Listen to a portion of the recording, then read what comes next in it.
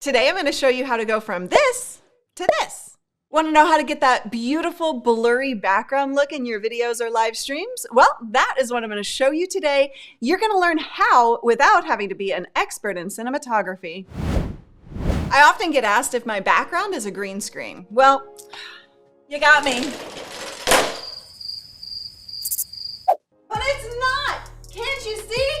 That nice, soft, blurred background effect that you're so attracted to is called bokeh or bokeh. Cinematographers, photographers, they can't decide, and they gotta have different words for everything. I don't know, you tell me, which side are you on? Leave a comment below. So if you ever hear somebody say, ooh, that lens has such a nice bokeh, then they're referring to the background being out of focus. And besides it just looking beautiful and awesome, it can actually really help the audience focus, quite literally, on what's important, and that's you. Or it's perfect for demos where you can highlight a product just by bringing it into quick focus. But how exactly do you get that look? Well, in order to get a blurry background for your talking head videos, you're gonna need what's called a shallow depth of field. So depth of field is the distance between the nearest object in focus and the furthest object in focus. Side to side does not change here. We're just talking the distance from the lens. So a shallow depth of field is where anything within 1 to 2 feet is in focus, and anything behind or in front of that is blurry.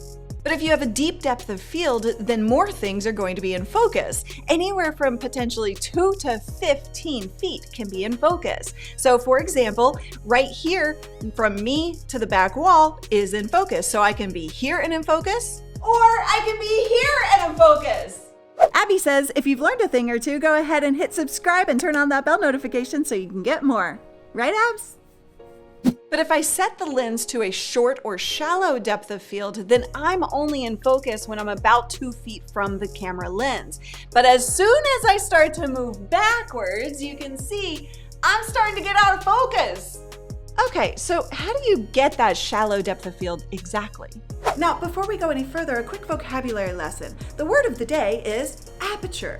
Aperture is the opening in a lens that controls the amount of light coming in through the front of the lens and hitting the sensor inside. Essentially, it's like a dilating pupil where it gets bigger and smaller, letting more or less light in. So the amount that the aperture is open is referred to as the f-stop. Now, when you're buying a lens, you're gonna see a whole bunch of numbers like f1.4, f1.8, f5.6. That is the f-stop, and I promise you, you don't need to understand how those numbers are calculated because it's all math, and we're not mathing around here.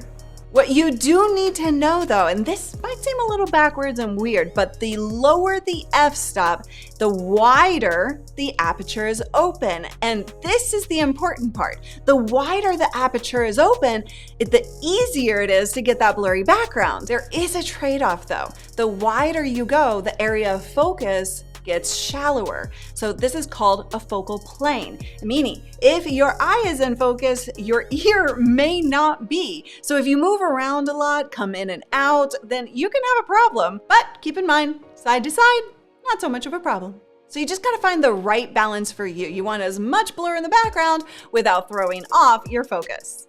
Here are 3 steps to get your blurry background. Step 1, get the lens with the largest aperture size you can afford. Getting the right lens for your camera is gonna make all the difference in the world. Now, I use the Sigma 16mm f1.4 wide angle lens, and that happens to be one of the most popular for live streamers. Quick side note, I'm using the Sony A6100, so I have a Sigma lens with the Sony E-mount. If you have a Canon, Panasonic, or any other body, make sure you get the right mount for it. So a lens like the Sigma f1.4 means the aperture can open really wide so you can have a really great shallow depth of field. Easy peasy. Boom. Step 2, get as close to the lens as you can. So the closer you are to the lens and the camera, the more blur you're gonna get in the background. Too close? So I'm exactly 2 feet away from my camera, so everything behind me is blurry, out of focus, super soft. But if my camera was further away from me, it would be harder to separate me from the background. In this studio, my background is 14.5 feet behind me, or 2.5 Calis. Now you can get a blurry background with only a few feet behind you. It's just the more space you have, the easier it's going to be. Step 3, get away from the background as far Now, if you don't have a ton of space, then here's what you're gonna do. Make sure that the amount of space behind you, in between you and the background, is greater than, more than, the space between you and the camera.